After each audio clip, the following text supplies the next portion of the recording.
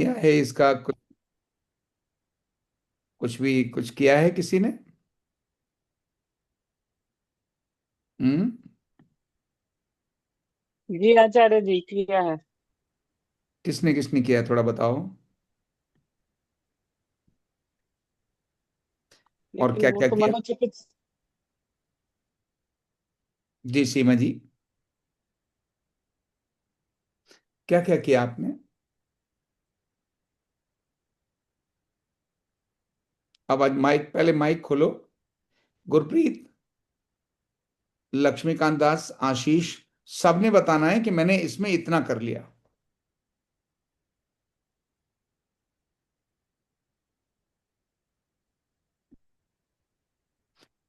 जी। आप तो बोलिए, अगर बोलेंगे तभी तो मैं आगे पढ़ाऊंगा। अगर आप लोग बोलेंगे नहीं तो पढ़ाऊंगा कैसे? हम्म।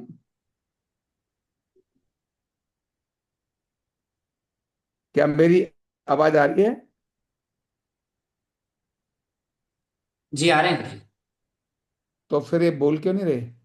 लक्ष्मीकांत, हाँ सर सर। आ रही है आचार्य जी, आशीष, आचार्य आ रही है। आवाज आ रहा।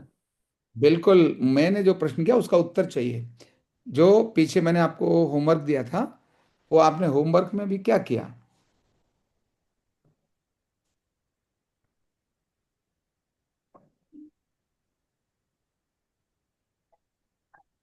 किसी ने किया? सर मैंने होमवर्क नहीं किया सर। किसने किया होमवर्क?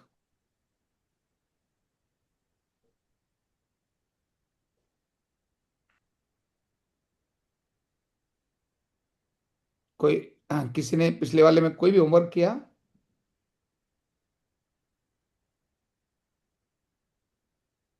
क्योंकि अगर नहीं किया है तो फिर तो बहुत मुश्किल हो जाएगा मुझे पढ़ाना। हम्म। मैंने जो पढ़ाया वो कुछ समझ आया था?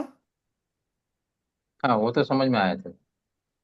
तो फिर होमवर्क क्यों नहीं किया?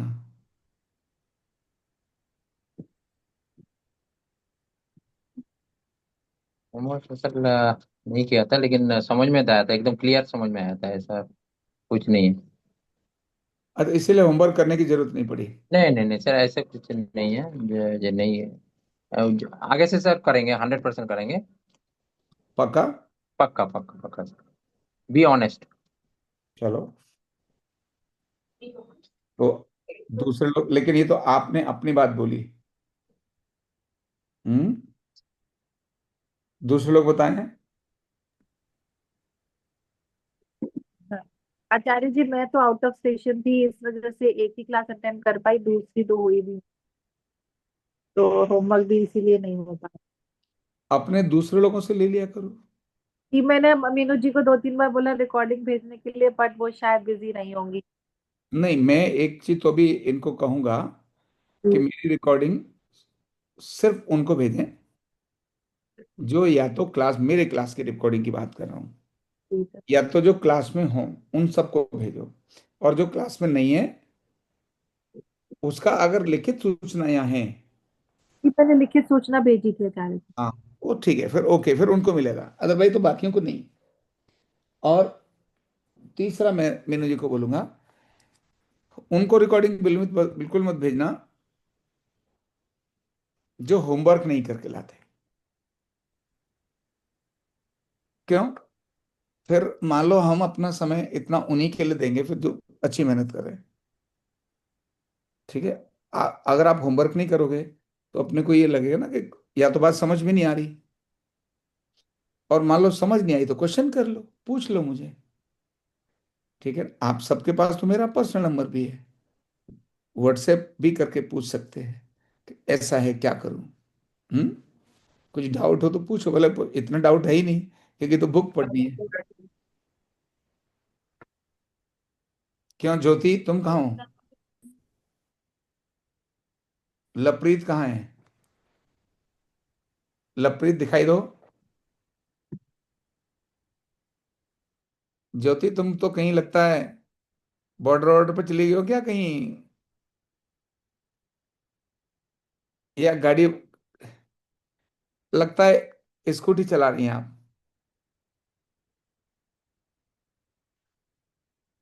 इसको चलो, ये तो बंद कर लो, कैमरा छोड़ दो, बंद कर दो इसको, कैमरे को हटा दो कैमरा। तो मुझे देखोगी, फिर बाद में हम सब देखने के लिए तुम्हारे को आएंगे। हम्म। हाँ लवप्रीत, कैसा है तुम्हारा, ये क्या चल रहा है? ये क्या कर रहे हो? लवप्रीत क्या कर रहे हो तुम? माइक अनम्यूट करो।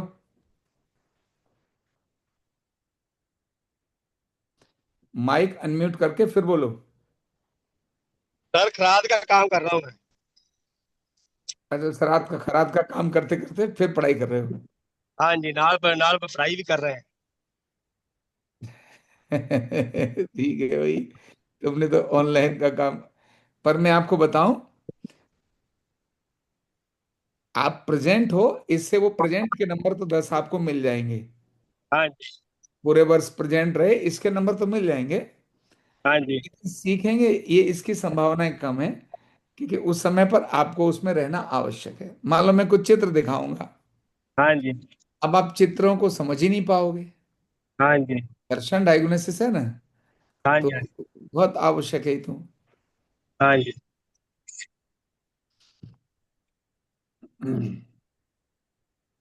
आज के बाद एक तो सभी लोग अपना कैमरा ऑन, माइक, ये कैमरा ऑन रखेंगे, ठीक है? मेरी क्लास के अंदर सब लोग कैमरा ऑन रखेंगे। जब मैं कह दूं कैमरा बंद कर लो, अब मान लो मैं पढ़ा शुरू किया, मैंने कहा कैमरा बंद कर लो, तो कर लेना, नहीं तो फोकस करके अपनी स्टडी करना। या किसी को ऐसा लगे कि मुझे कैमरा बंद करना है, तो मुझसे अनुमति ले लेना कि मुझे अनुमति दे दो कि मैं कैमरा बंद करके पढ़ सकूं। क्यों? कैमरा बंद होगा तो हो सकता है कोई कठिनाई हो, इसीलिए कहीं बैठे हो जहाँ कैमरा नहीं चलाना, तो लेकिन कैमरा चालू करके ही आप क्लास लेना। ये भाषण नहीं है, मैं आपको कुछ पढ़ा के, आपके को नॉलेज इनपुट देके, इसके बाद में वो करना चाहूंगा, ठीक है? तो इन कंडीशंस को आप अपने उसमें ध्यान में रखना, ठीक है? चलो, अभी मैं आपको, आज हम हमारी तीसरी क्लास है कई की, डायग्नोज की, थर्ड क्लास है, तीसरा नंबर है आज का।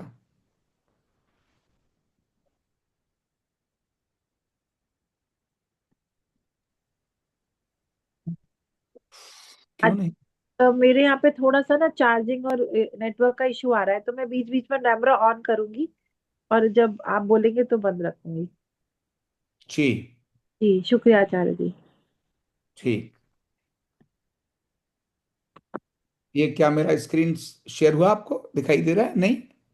नहीं अच्छा, अब अभी तो नहीं नहीं हुआ। ओके, मीनू जी हार्दिक को भेजो कि स्क्रीन शेयर क्यों नहीं हो रहा। अब हो गुरुजी गया? आ गए। आ गए। आ गए ना?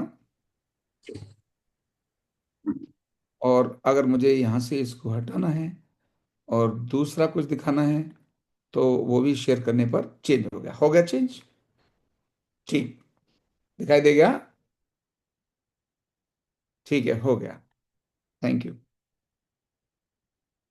हाँ हम ठीक है, ठीक है, ओके। आज हम जिस विषय पर बात कर रहे हैं, अभी हमने पीछे आपके साथ जो बात की थी, लास्ट जब चैप्टर दिखाया था, तो हमने उसमें आपको शेयर किया था कि आखिर निदान के जो 4 प्रकार हैं वो कौन से हैं। उसमें था दूरदर्शन निकट दर्शन में, एक था रूप, रंग, गति और आकृति। रूप, रंग, गति और आकृति, ये 4 चीजें हैं जो हमारी डायग्नोस का एक आपका पार्ट बनती है। डायग्नोस का पार्ट बनती है रूप, रंग, गति और आकृति। गति में जैसे आपने देखा ही है कि लंगड़ा कर अगर कोई व्यक्ति चल रहा है, ये निकट दर्शन और दूरदर्शन में हमने यहाँ एक चीजें रखी हैं कि जैसे कोई व्यक्ति, आपने जब उसकी चाल को निरीक्षण किया, उठने बैठने पर निरीक्षण किया, तो उसकी कैसी चाल है, धीमी है, तेज है, लंगड़ा रहा है, अनियमित है, ये सारी चीजें उसको देख करके पता चलता है। ध्यान रखना, हम डायग्नोस की बात कर रहे हैं, निदान की बात कर रहे हैं। निदान का मतलब उसको देख करके हमें समझना है, ये समझना है। चाहे तो उसकी हमने गति को देख करके समझा, चाहे हमने रूप को देख के समझा, चाहे उसके रंग को देख के समझा, चाहे आकृति को देख के समझा। ये चारों चीजें, ये पांचों आपके रूप, रंग, गति और आकृति, ये बिल्कुल आपकी चारों चीजें रटी होनी चाहिए आपको। रूप आगे आएगा इसमें, रंग, फिर गति और आकृति। खड़ा होगा तब आकृति होगी, मूवमेंट करेगा तो गति। गति और आकृति में क्या फर्क है? तो जो गतिशील है वो गति है, और स्थायी है तो आकृति है। जो रुका हुआ है तो आकृति है, और जो चल रहा है इसका मतलब गति है। अब आपने यहां हाथ पे लगा के देखा तो गति नजर आएगी, आपको नजर नहीं आएगी, महसूस होगी। मैंने हाथ ऐसे किया, ऐसे हाथ किया, तो ये आकृति हो गई मेरे हाथ की ऐसे, लेकिन ये क्या है? ये गति हो गई। तो गति और आकृति में अंतर समझें, ऐसे रूप और रंग में अंतर समझें। मैंने रूप क्या है? तो रूप है किसी व्यक्ति का रंग। रंग तो जितने रंग दिए हैं, लाल है, काला है, पीला है, हला है, हरा है, गुलाबी है, नीला है, जो रंग है, काला है, ये सभी रंग है। एक व्यक्ति एक रंग का हो सकता है, कोई सांवला है, कोई गोरा है ना, तो कोई, किसी का कलर एकदम वाइट है, सफेद है ना, कोई एक बिल्कुल डार्क है, ब्लैक है। ऐसी अलग अलग व्यक्ति की रंग हो सकते हैं। लेकिन आकृति जब हम, सॉरी, जब हम बात करते हैं रूप की, तो वहां भाव छिपा होता है उसमें। जैसे अगर किसी को कलर उसका बेशक वाइट है, एकदम गोरा है, लेकिन अगर उसने कुछ गलत कर दिया तो उसका चेहरा उतर जाएगा, और एकदम उसके जो भाव है ना वो बदल जाएंगे, ग्लो खत्म हो जाएगा। ऐसे डिप्रेशन वाले व्यक्ति का आपने देखा है तो ग्लो खत्म हो जाता है। तो आपको समझ में आना चाहिए कि रूप और रंग में क्या अंतर है, और गति और आकृति में क्या अंतर है। केवल पुस्तक पर नहीं जाना, हो सकता है इसमें बहुत सारी चीजें ना भी लिखी हो, कई सारी चीजें ऐसी हैं जो इसके अंदर न लिखी हों।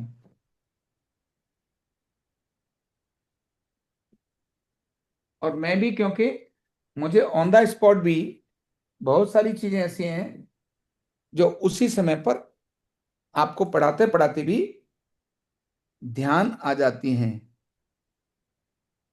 निदान तीन, उसमें है रूप, रंग, गति, आकृति। आकृति। आकृति, अंतर। रूप, रंग और गति, आकृति में अंतर क्या है? जब आपको ये समझ आएगा कि रूप क्या है, रंग क्या है ना, यानी ये क्या है और अंतर क्या है, तो जो हिल रहा है वह गति है, ठीक है ना। जो चल रहा है, चलायमान, चलायमान यानी गति है, और स्थिर है वह आकृति है।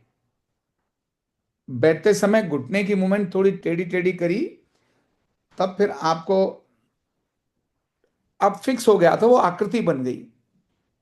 लेकिन जैसे ही उसने ऐसे किया तो वो गति हो गई, इतना ही है केवल मूवमेंट। तो गति और आकृति में एकदम आपका अंतर आपकी कल्पना में स्पष्ट होना चाहिए। गति और आकृति में समझ आ गया? जैसे लंगड़ाना क्या है?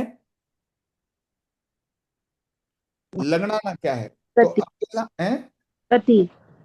हाँ, तो लंगड़ाना गति है। अब लंगड़ाना एक ही प्रकार से होगा क्या?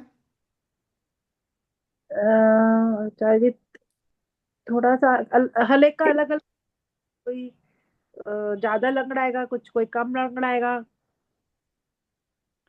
क्यों लंगड़ा सकता है? लंगड़ाने के कारण क्या क्या है?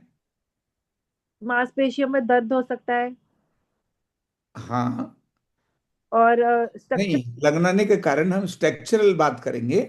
तो एड़ी में तकलीफ होगी, उंगलियों में तकलीफ होगी, पंजे में तकलीफ होगी, पिंडली में तकलीफ होगी, घुटने में तकलीफ होगी, कमर से नीचे। ठीक है ना?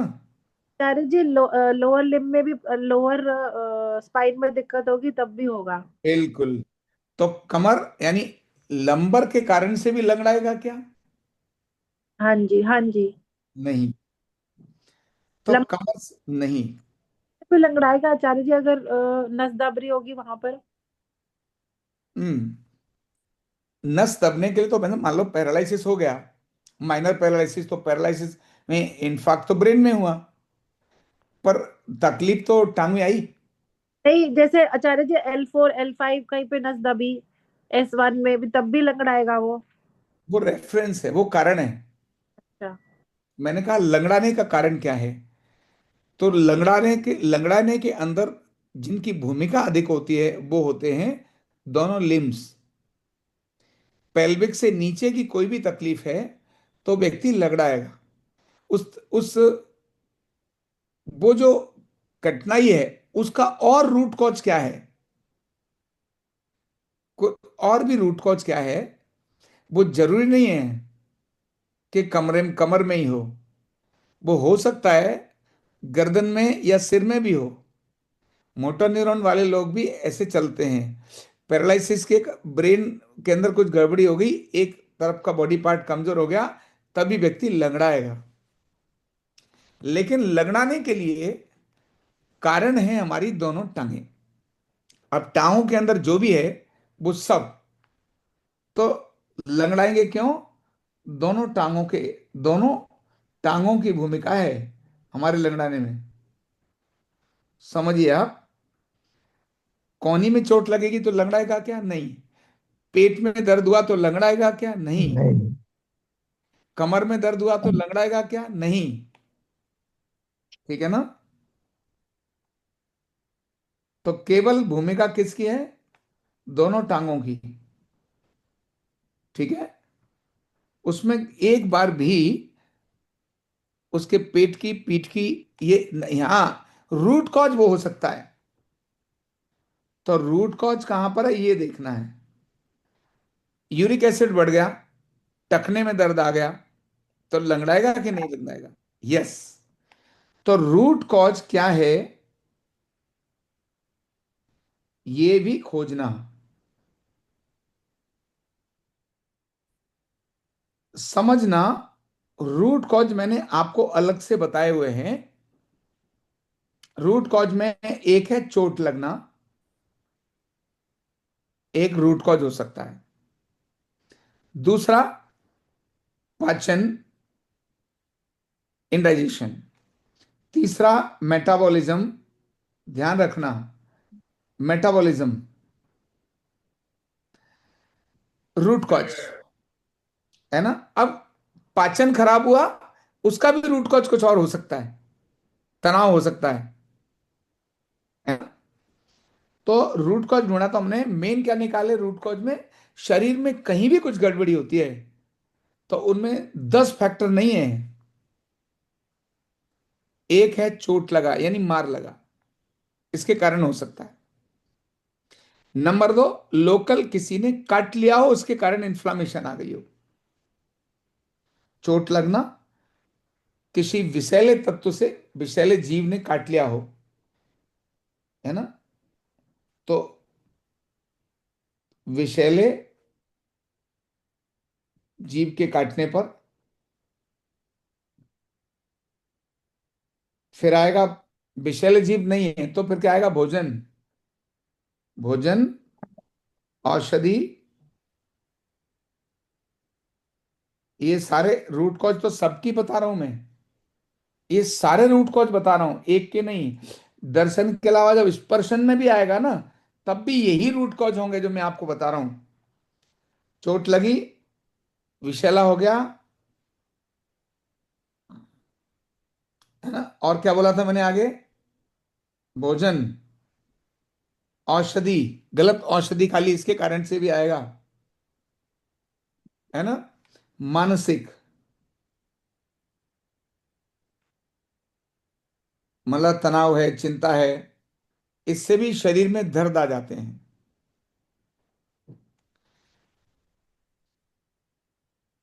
तो भोजन, औषधि, किसी भी चीज ने काट लिया, यानी इन्फेक्शन, इन्फ्लामेशन इसको बोलते हैं, किसी बाहर की चीज से, चोट लगने से, और मानसिक, मेजर बड़े कारण यही हैं। इसके बाद जो अगला आता है उसमें, इसके बाद ये हो गया फर्स्ट कारण। अब इनका प्रभाव कहां पड़ेगा? तो पाचन पर पड़ेगा। पाचन, मेटाबॉलिज्म, ठीक है ना, पाचन पर और मेटाबॉलिज्म पर पड़ेगा। विष भी आया है तो उसका असर भी पाचन पर भी पड़ेगा। और तीसरा आएगा, पाचन है, मेटाबॉलिज्म है, इसके बाद है रक्त संचार और नाड़ी संचार। और इसके इसी के साथ में अगर हम अर्धनारीश्वर के हिसाब से देखें, तो पाचन हो या मेटाबॉलिज्म हो या रक्त संचार या नाड़ी संचार,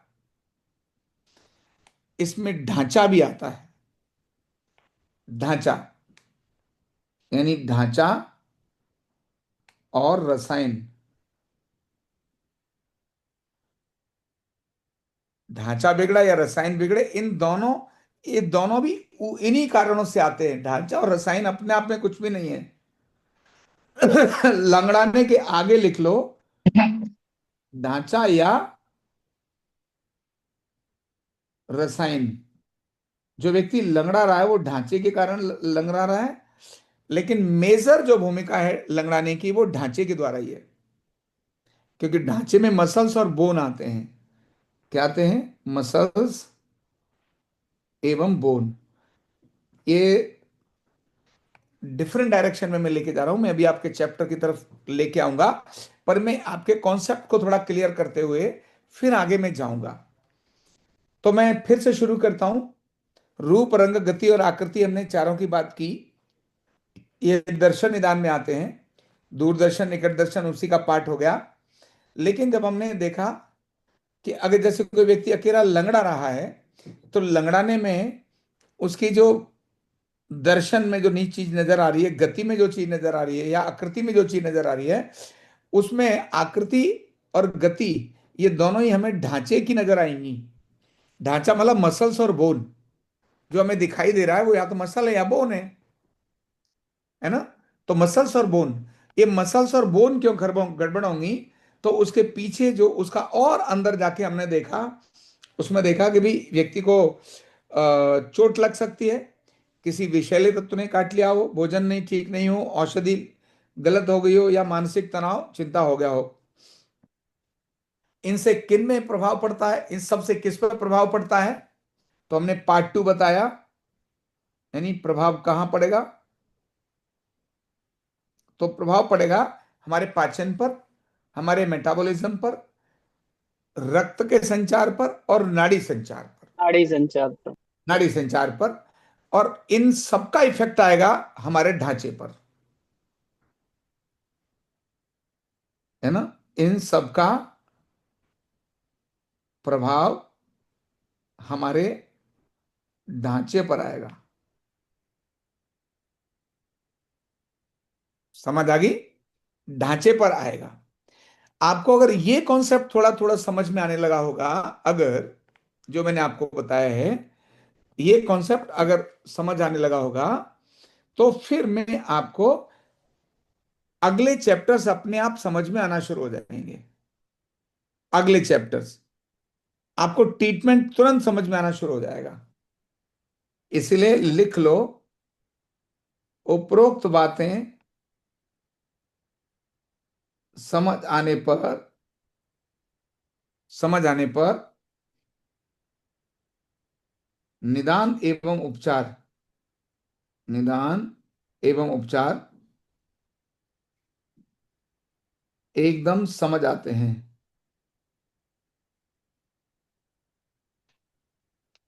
एकदम समझ में आते हैं। निदान एवं उपचार एकदम समझ में आते हैं। ठीक है, तो इसीलिए जैसे केवल लंगड़ाने का मैंने एग्जाम्पल दिया, लंगड़ाया था मांसपेशियों और हड्डियों के कारण से, जोड़ों की समस्या से, विकृति से, गठिया है, फ्रैक्चर है, नस की गति, कुछ भी है, लेकिन इनके रूट कॉज में जब हम गए तो हमको वो मिला। और जब हमको वो मिला तब ध्यान में आया कि पाचन खराब हुआ, ब्लड सप्लाई गड़बड़ हुई, या नर्व सप्लाई गड़बड़ हुई। ये दो चीजें ही हैं जो हमारी मेजर प्रॉब्लम को करती है, और हम न्यूरोथेरेपी में इन दोनों ही चीजों पर काम करते हैं। या तो हम नर्व सप्लाई ठीक करेंगे या हम ब्लड सप्लाई ठीक करेंगे। तो यहां पर आई थी लंगड़ाना। लंगड़ाना हमें देखते ही पता चल जाएगा, धीमी गति है या तीव्र गति है, अनियमित चाल है, अनियमित चाल। दूसरा, व्यक्ति के अंदर बहुत सारे आपने देखे होंगे, थोड़ा शेकिंग करते हैं, स्पाइनल नर्व सिस्टम की समस्याओं के कारण से, ये मानसिक रोगों के कारण ये अनियमित चाल समझ में आ रही होगी, ये अनियमित चाल है ना। ऐसे ही अधिक चलना, अधिक चलना भी इसको बोलते हैं हाइपर काइनेसिया। जो अनियंत्रित चलना रहता है, हिलना डुलना रहता है, ये जैसे आपने बच्चे देखे ना, ऐसे ऐसे ऐसे ऐसे करके देखे करेंगे, तो इसको हाइपर काइनेसिया भी कह सकते हैं। मूवमेंट कुछ नहीं है तो ऐसे करेगा, ऐसे करेगा, ऐसे करेगा, मतलब अनावश्यक मूवमेंट कर रहा है। फिर इसके बाद जैसे एडीएचडी बच्चों में है ना, तंत्रिका का विकार होता है एडीएचडी बच्चों का। फिर आएगा झटकेदार चाल, स्पास्टिक मूवमेंट। स्पास्टिक मूवमेंट, एक बार एक व्यक्ति का कदम उठता नहीं, एक बार उठा, ऐसे थोड़ा झटका सा लगा, उठा तो झटका सा लगा, माना जैसे कड़क पर होता है ना, एक घुटना सीधा हो, आप खुद ही चल के देख लो, एक घुटना सीधा हो और एक घुटना नॉर्मल हो, एक घुटने में पट्टी बांधो, तो जो आप चलोगे, ये स्पास्ट, जो स्पास्टिक मूवमेंट होगी, सेरेब्रल पाल्सी वाले व्यक्ति को, मल्टीपल स्क्लेरोसिस व्यक्ति को, स्पाइनल कॉर्ड में अगर कहीं क्षति हो जाए, दिक्कत हो जाए, तो ऐसे व्यक्ति को ऐसी चाल समझ में आती है। ट्रेमर, अनैच्छिक मूवमेंट, ट्रेमर यानी ऐसे करके मूवमेंट है। ट्रेमर मतलब कंट्रोल नहीं है। व्यक्ति जैसे पार्किंसन है ना, तो उसमें ऐसे करके चाहेगा तो समझ में आएगा ही नहीं उसको, ऐसे पेन पकड़ेगा, ये ऐसे है ना, ये अच्छा, क्योंकि हम वो पढ़ा रहे इसीलिए हम उसमें बड़े में नहीं आ सकते, तो छोटे में ही आना पड़ेगा, कोई बात नहीं। तो ऐसे जो मूवमेंट, ये जो मूवमेंट हो रही है ऐसे करके, ये जो हल्की मूवमेंट है, ये ट्रेमर्स बोलते हैं। ट्रेमर्स ज्यादातर अपने हाथों में, शोल्डर्स में, इन्हीं के अंदर नजर आएगा। कारण क्या है? पार्किंसन है, थायराइड है, न्यूरोलॉजिकल प्रॉब्लम है, ये सब उसके कारण आएंगे। ऐसे ही है फ्रीजिंग, अचानक व्यक्ति ऐसे उठ रहा था तो तुरंत रुक गया, अब फ्रीज हो गया, कहते हैं ना फ्रोजन। फ्रोजन शोल्डर, फ्रीज हो गया, फ्रोजन हो गया, जम गया। फ्रोजन मतलब जमना। तो अचानक चलने की, मूवमेंट की गति खोल देने को फ्रोजन कहते हैं। इसमें ये भी न्यूरोलॉजिकल डिसऑर्डर है, ये भी पार्किंसन रोग या ये उसमें भी आते हैं। एक बार व्यक्ति पार्किंसन वाला, ऐसे आप बैठे हैं, पार्किंसन वाला व्यक्ति एकदम ऐसे, अगर आप चाहें ना, वो जब ऐसे करेंगे ना, तो खड़े होगा तो कैसे खड़े होगा, अभी रुक जाएगा, फिर ऐसे रुक गया, बस थोड़ी देर के लिए रुक गया, फिर जो, इसके बाद फिर धीरे से ऐसे हुआ, फिर धीरे से ऐसे हुआ। पहला कदम उसका चलेगा ही नहीं, लेकिन जब चलना शुरू हो जाएगा तो वो अनियंत्रित हो जाएगा। तो पार्किंसन के अंदर ये न्यूरोलॉजिकल डिसऑर्डर्स में आते हैं, लेकिन आते सारे गति में, गति मूवमेंट में।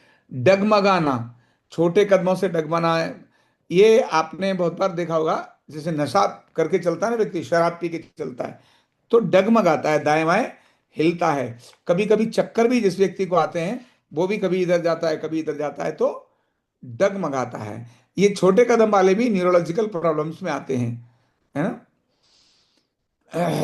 चलते समय घुटने का अचानक मुड़ मुड़ गया हो, देखो आप देखना ये चीज, अब मैं आपको चाल की बात कर रहा हूं। चाल यानी गति, ये गति अलग अलग प्रकार की गति है, गति अलग अलग प्रकार की हैं। वो गति क्यों आपकी गड़बड़ हुई, अब आप उसमें जानिए गति के अंदर कि घुटने की, घुटने में, यानी मैं अगर देखूं नीचे से शुरू करूं। अभी मैं गया था अ, अपने मुकुंद जी के यहाँ, है ना, रायपुर में गया था, वहां बहुत बड़ा कैंप लगा था, अपने प्रमोद साहू जी ने कैंप लगवाया था। इससे पहले मैं, उससे एक दिन जस्ट पहले, जैसे वहां तो था हमारा कार्यक्रम जो भी था उस दिन, यहाँ वृंदावन में मेरी सुबह परिक्रमा थी, और परिक्रमा को मुझे रविवार का दिन था, नहीं शुक्रवार का दिन था, और संघ की कोई अखिल भारतीय बैठक थी, उस सभी लोग, माने भैया जी, सुरेश सोनी जी, और सब वहां पर आए हुए थे, पूजन सर संघ चालक जी वगैरह सभी आए हुए थे। तो उनके आने पर मुझे वहां उस बैठक में रहना था और मिलना था लोगों से।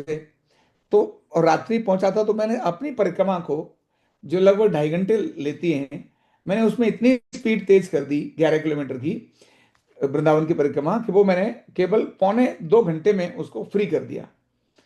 मैं इतनी तेज चल रहा था कि मेरे साथ चलने वाले दो लोग, मैं तो नंगे पैर चलता हूँ, तो मेरे साथ जो चलने वाले जो दो लोग थे, दयाशंकर जी, 3 लोग थे, दयाशंकर जी थे, बलबीर जी थे, और एक वहीं पर हर्ष करके एक थेरेपिस्ट है। मैंने कहा तुम जवान हो, चलो साथ चलेंगे। तो इतनी तेज स्पीड थी कि वो मेरे साथ में दौड़ना पड़ रहा था उनको, और मैं नंगे पैर था। रास्ते में बहुत जगह पर वहां पत्थर तो होते ही छोटे छोटे, पानी भी पड़ा हुआ था, और पूरी वो पक्की सड़क है, कच्ची है नहीं।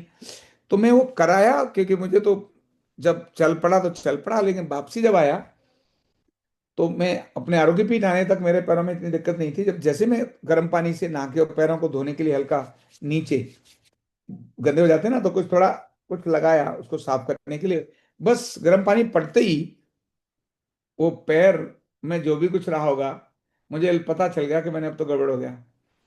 तब से लेकर मेरे पैर का लंगड़ाना शुरू हो गया।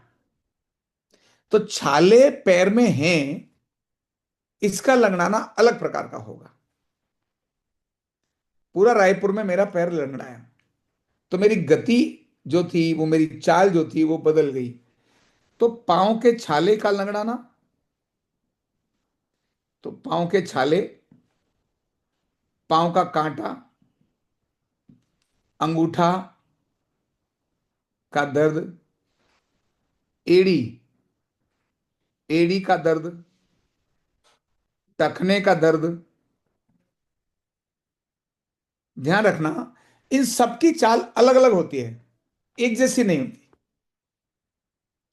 कांटा लगेगा तो कहाँ कांटा लगा है, उसके अतिरिक्त जगह को व्यक्ति जमीन पर रखने की कोशिश करेगा।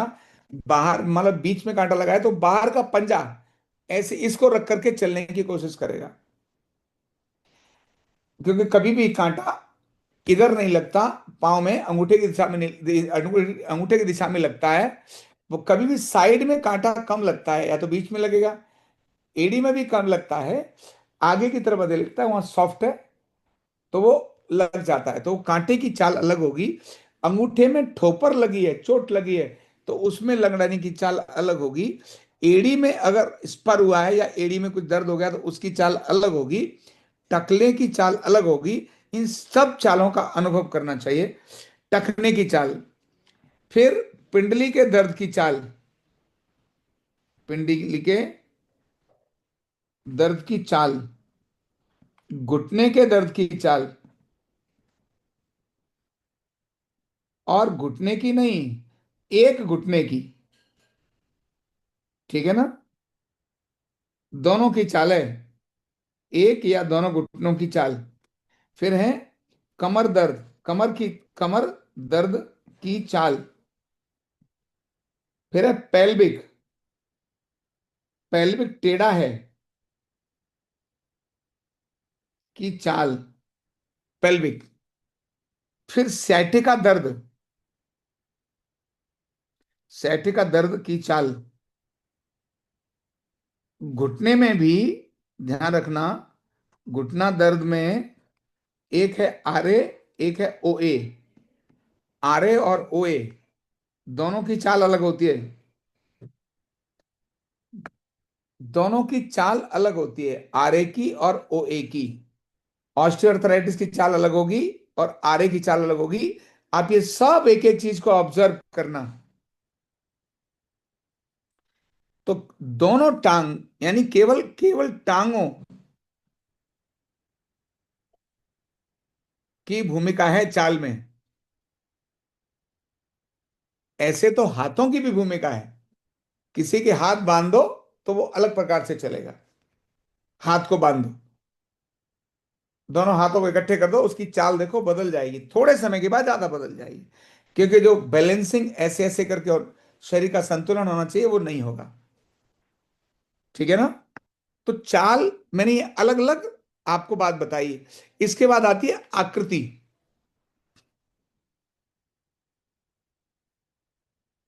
गति और आकृति। आकृति का मतलब है स्थिर, स्थिर अवस्था में। ठीक है ना? आर लिख लो। वो क्या है? आकृति हमेशा उभार या दबाव से नजर आएगी। उभार है, दबाव है, टेढ़ापन है ना? तो लिख लो, स्थिर अवस्था में उभार, दबाव, टेढ़ापन। तो टेढ़ापन भी अगर है ना, वो भी उभार और दबाव में ही आएगा। मान लो यहां मेरी उंगली टेढ़ी है तो इधर उभर रही है, इधर दब रही है। तो जब भी उभार होगा तो उभार उसमें आएगा। केवल एक ही कंडीशन है, वो है सूजन अगर है तो दबाव नहीं होगा, सिर्फ उभार उभार होगा, दबाव नहीं होगा। अगर कहीं चीज सूजन और सूखना दोनों में फर्क है। सूजन, सूजन में उभार आएगा और सूखने में दबाव आएगा, अंदर दब जाएगा। दोनों ध्यान रखना, ये बहुत आकृति की बात कर रहा हूं। सूजन में अगर तो उभार आएगा, और अगर डिजनरेशन हुआ है या सूख रहा है तो क्या आएगा? दबाव आएगा। दोनों में बहुत फर्क है ना? तो ये सामान्य चीजें नहीं है, ये विकृतियां हैं। अब कैसे पता चले, कैसे पता चले? लिख लो, कैसे पता चले कि सूजन है या सूख रहा है? सूजन है या सूख रहा है, कैसे पता चले? या टेढ़ा है, कैसे पता चले? सूजन है, सूख रहा है या टेढ़ा है? ये देखने या आकृति सुन। है, ये आकृति, ये उससे आपको जानकारी में आएगा। समझ आ गई? तो हम इसी की बात कर रहे हैं। तो अब कहां कहां पर आएगी इसकी आकृति? तो आकृति आएगी, स्थान कौन सा होगा? तो सबसे पहले आकृति चेहरे की भी आती है,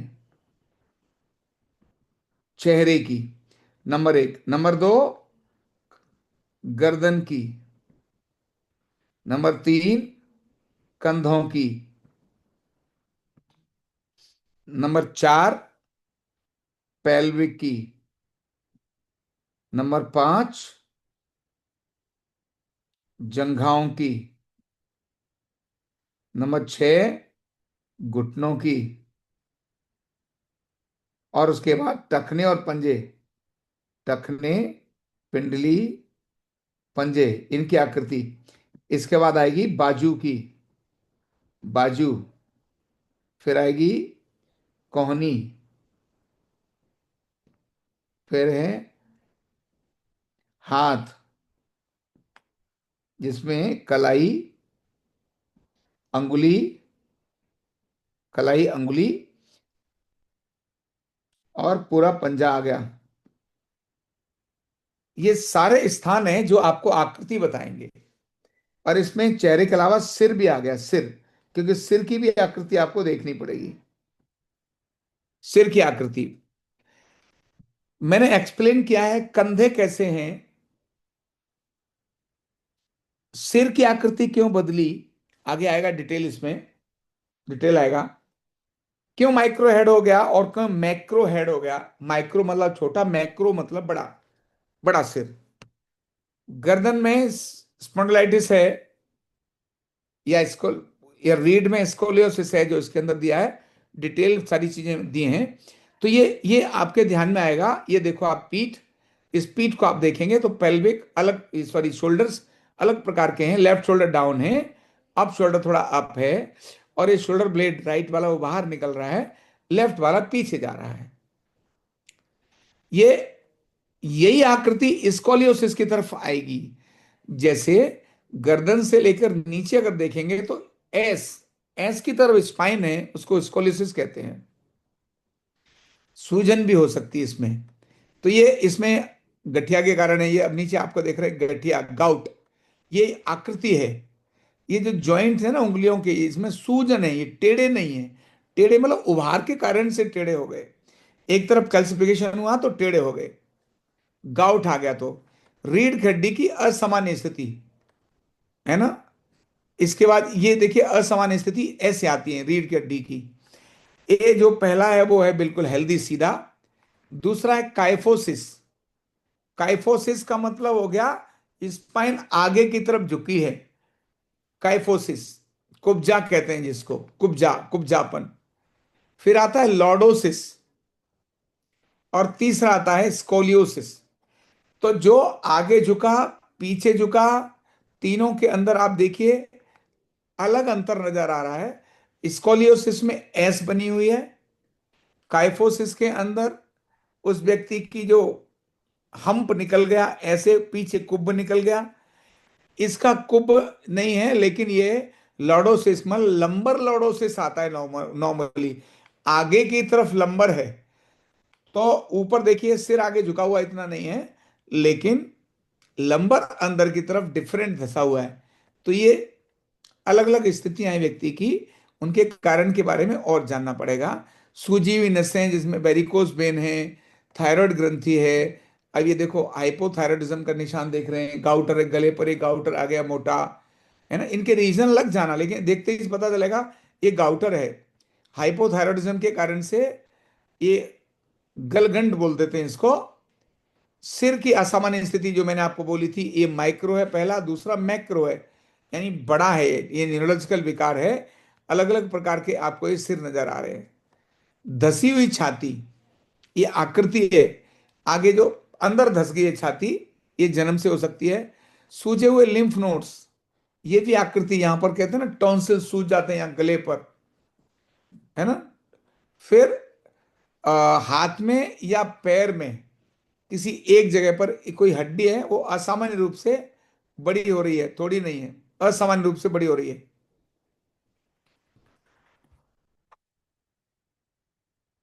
ऐसे ही फपोले हैं, ये भी आकृति में आएंगे। मोटापा भी आकृति के अंदर आएगा, कुपोषण भी आकृति में आएगा। देखिए ये क्लब फुट हैं, दोनों अंदर की तरफ आ रहे हैं।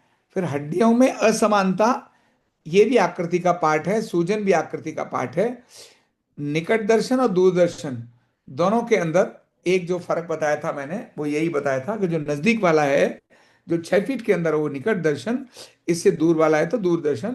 अभी इस निकट दर्शन में भी जो दिखाया है वो त्वचा की स्थिति दिखाई है। ये भी आपको त्वचा पर धब्बे हैं, ये आकृति है। उभार और दबाव, ये दोनों आकृति में आते हैं। जो मैंने बोला टेढ़ापन आकृति में आता है, लेकिन ग्लो, ये ग्लो जो आता है वो रूप में आता है। ये सूजन देखिए, फेस की सूजन है, ये नजदीक से देख रहे हैं हम, कुपोषण है ये।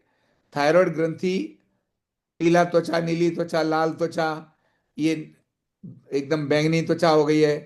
त्वचा की अलग अलग स्थितियों को हम जो देख रहे हैं, भूरी त्वचा है, ये देखिए भूरी त्वचा है, धब्बे वाली त्वचा है। हाथों के अंदर ये जो रंग बदल गया है, ये दो प्रकार का होता है ना। एक विटिल्गो होता है, एक फंगल संक्रमण होता है ना। फंगल, जो फंगल इन्फेक्शन होता है वो दूसरे को भी फैल सकता है। विटिल्गो कोड जो होता है वो फंगल इन्फेक्शन होता है।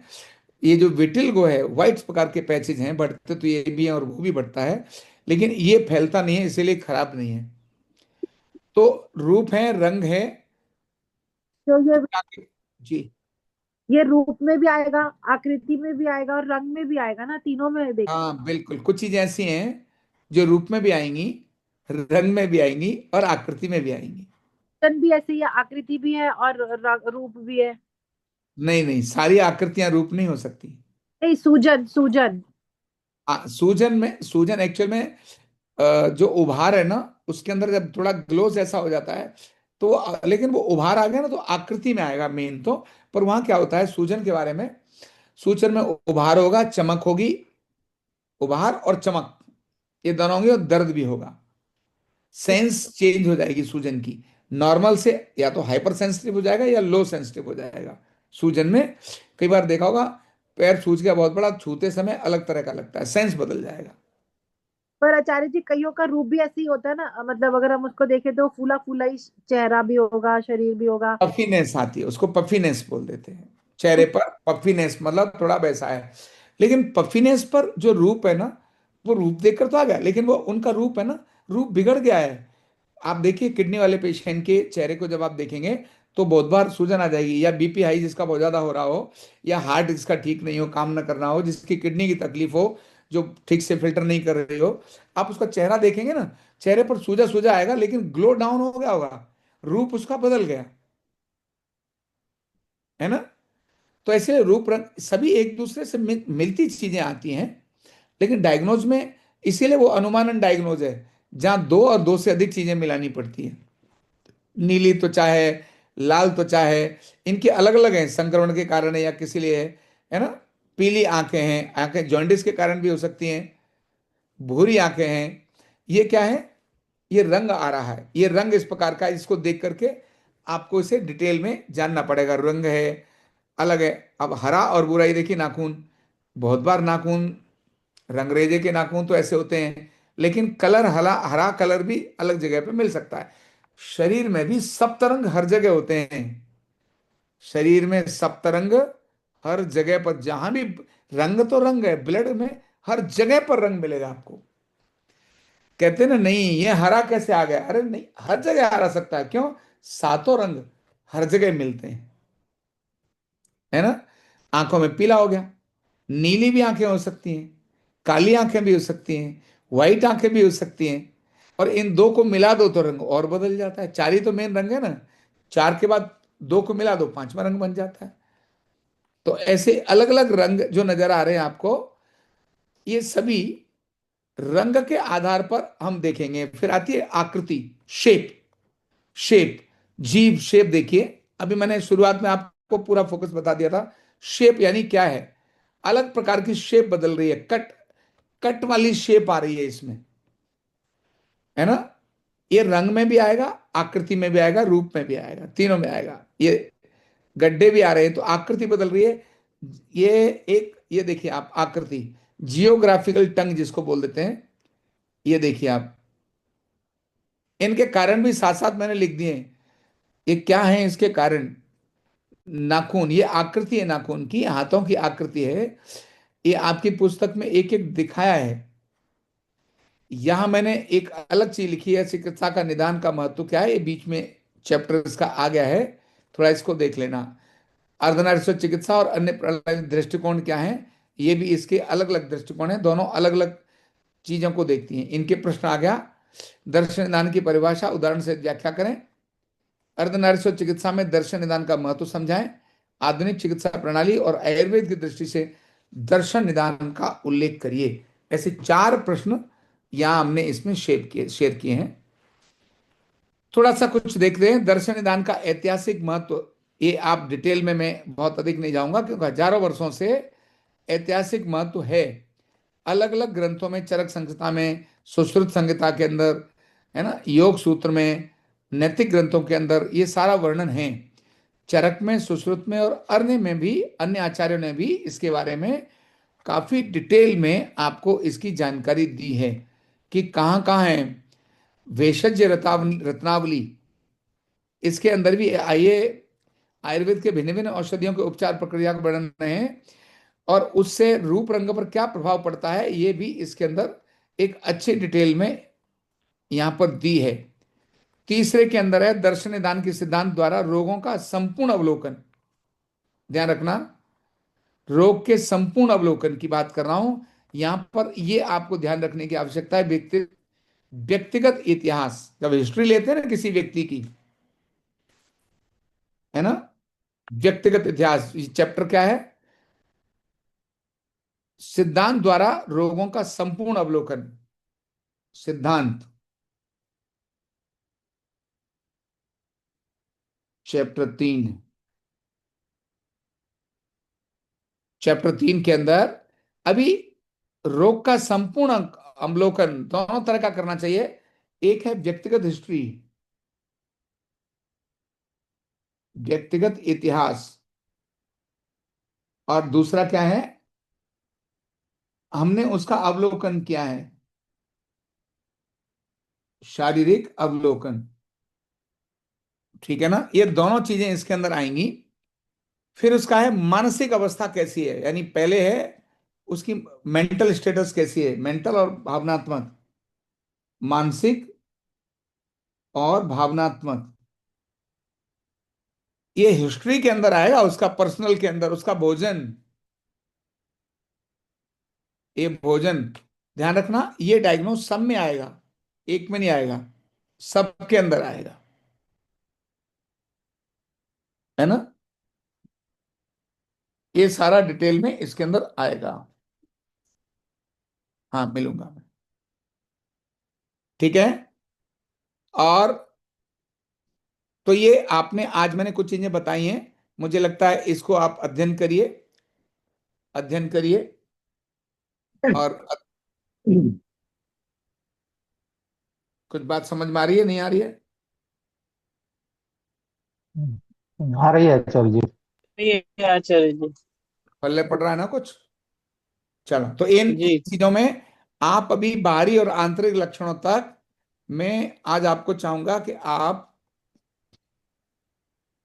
ये जो चैप्टर 4 है, 5 तक, चैप्टर 5 तक,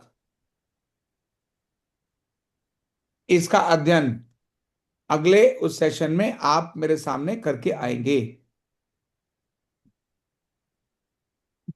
ये ठीक है आचार्य जी। हट गया, नहीं हट गया? हम्म।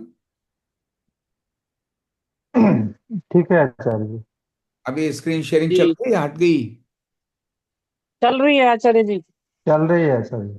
चल रही है। चलो, तो अब हम एक काम करते हैं, जैसे ही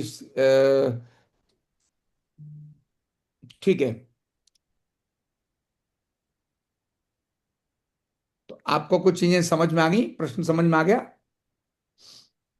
आ गया जी आचार्य जी। बिल्कुल। होमवर्क क्या है? क्या क्या होमवर्क है आज जो आपको हमने दिया? दर्शन निदान में चैप्टर 5 तक कंप्लीट करना है, रिवाइज बिल्कुल। और लिखना और भी है। 2 से 5 तक जी आपने अध्ययन करके आए, उसके प्रश्नों को समझ के आए, प्रश्न समझ कर आए। देखो, मैं थोड़ा अलग तरह का टीचर हूं, जो बताता हूं ना, वो सब अपने पास लिख भी लेता हूं, जिससे आप मुझे चला ना सको। हम्म।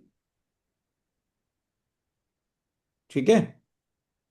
अब अभी तक की बात में आपको ठीक कुछ है चीज आचार्य जी। लगती हो, कुछ ना समझ आया हो, तो मुझे पूछिए।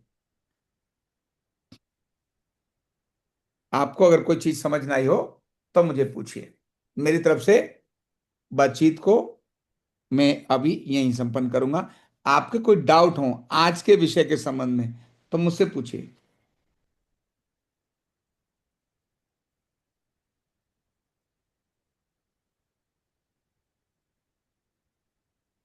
चलो, कल्याण मंत्र बोलेंगे। डाउट अगली बार मैं बात करूंगा, क्योंकि डाउट आपके हैं नहीं, तो हैं तो होते तो पूछ लेते। आचार्य जी, एक चीज और बोलनी थी कि जो हमारी असाइनमेंट हमें मिलनी है आगे, हम्म। तो क्या वो थोड़ा पहले मिल जाएंगे? क्योंकि फिर गर्मियों में थोड़ा टाइम कम होता है लिखने का, और सर्दियों में थोड़ा सा रहता है टाइम करने का काम नहीं, को। आपका नहीं, इनके ये समाधान कर देना। आचार्य जी, मेरा एक क्वेश्चन था कि चलो। इंग्लिश में बुक प्रोवाइड हो पाएगी क्योंकि क्या है, समय बहुत कम रहता है। उसको हिंदी में पढ़ो, फिर उसको ट्रांसलेट करो, फिर लिखो उसके लिए। आजकल अ, आपको थोड़ा फ्रेंडली होने की आवश्यकता है।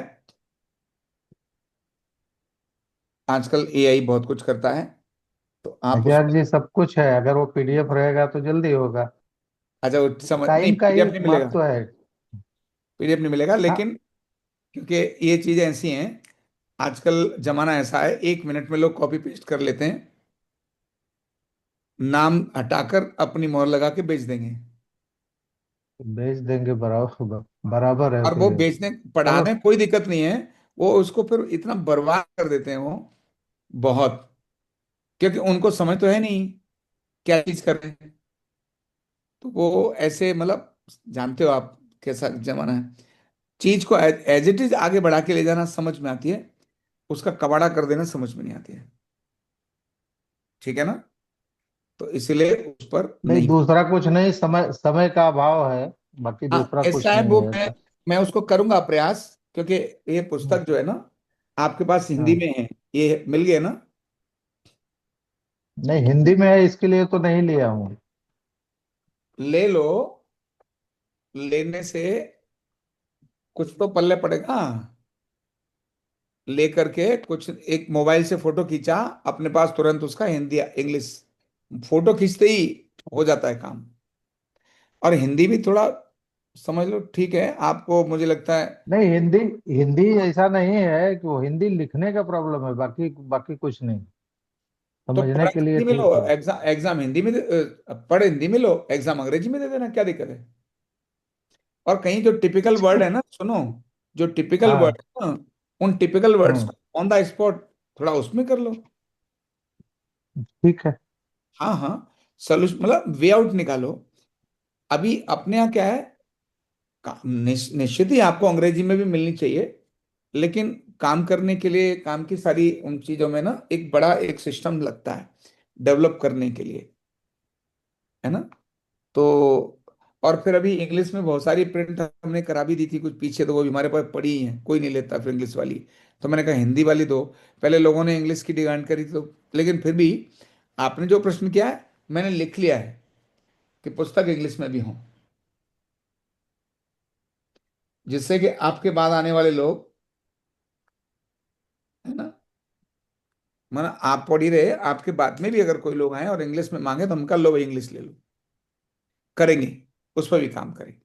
ठीक है? ठीक है। चलो, कल्याण मंत्र ठीक। बोलते हैं और आज का सत्र यहीं समाप्त करते हैं।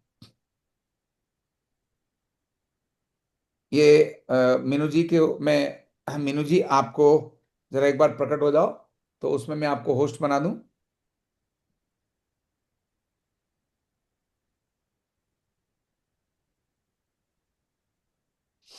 मीनू जी, आप कौन सा है आपका देखो जरा।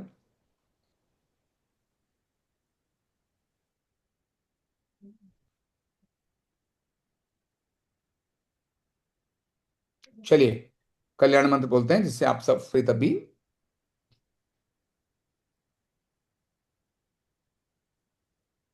ओम सर्वे भवन्तु सुखिनः, सर्वे सन्तु निरामयः, सर्वे भद्राणि पश्यन्तु, मा कश्चित् दुःखभाग् भवेत्। ओम शांति शांति शांति। चलिए, बहुत बहुत धन्यवाद। अगले फिर जल्दी मिलते हैं एक नए सब्जेक्ट के और उत्साह के साथ। ठीक है? Thank you.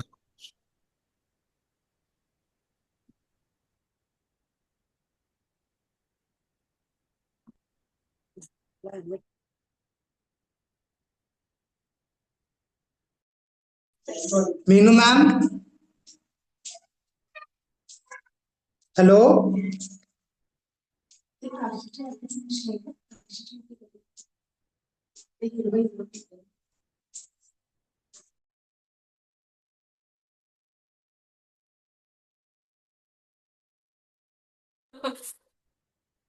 हाँ जी। मीनू मैम, रिकॉर्डिंग मिल जाएगा ना इसका? दीपक जी, मैं डालती हूँ ना जी ग्रुप में नोट। रिकॉर्डिंग। ये पहला क्वेश्चन नया पूछ रहे हो? मैम पिछली बार का नहीं आया ना, इसके लिए। रिपोर्ट भेजने वाला है। लास्ट टाइम भी मैंने शेयर किया हुआ है। नहीं नहीं, अपना जो मैं आपको बोला था 8:45 का जो अपना क्लास हुआ था रात को। 8:45 वो अलग चैप्टर है। मैं वो उसका अच्छा मैं शेयर कर रही हूँ। 2 क्लास हुआ है उसके अंदर। आचार्य जी ने 365 वाले उस ग्रुप में लिया था। उसकी 2 क्लास का जी। मैं 1 क्लास का डाल चुकी हूँ। जो लास्ट क्लास हुआ है इसका मैं कल डाल दूंगी। Okay ma'am. ठीक है। जी जी। हाँ जी, मोनिका जी कुछ कह रहे हैं आप? मैसेज मैम मैंने मैसेज डाला, डाल रही हूँ लेकिन नहीं क्या कह रहे आया हो है। मोनिका जी? तो आपने लास्ट क्लासेस आचार्य जी की जब जी मैंने जी, बोला वो डाल रही हूँ मैं, कल डाल दूंगी पॉजिटिवली। कल 12 बजे से पहले पहले वो रिकॉर्डिंग डल जाएगी। 7 वाली क्लास का किस में डालेंगे मैम? आज वाला आपका बीटीयू वाले ग्रुप में। नहीं, रात वाली क्लास जो आप कह रहे हो रात वाला डलेगा आरोग्य पीठ परिवार वाला ग्रुप है ना, निदान वाला, उसमें डलेगा। 9:45। ठीक है मैम, डाल दीजिएगा वो। ठीक है। ठीक है मैम, ठीक है ठीक है। ओके मैम, ओके, मैं एग्जिट कर रही हूँ। ठीक है मैम, थैंक यू। ओके जी, थैंक यू। जी नमस्ते। हाँ जी जी, वो आप कह रहे थे ना चार्ज से बात करने के लिए।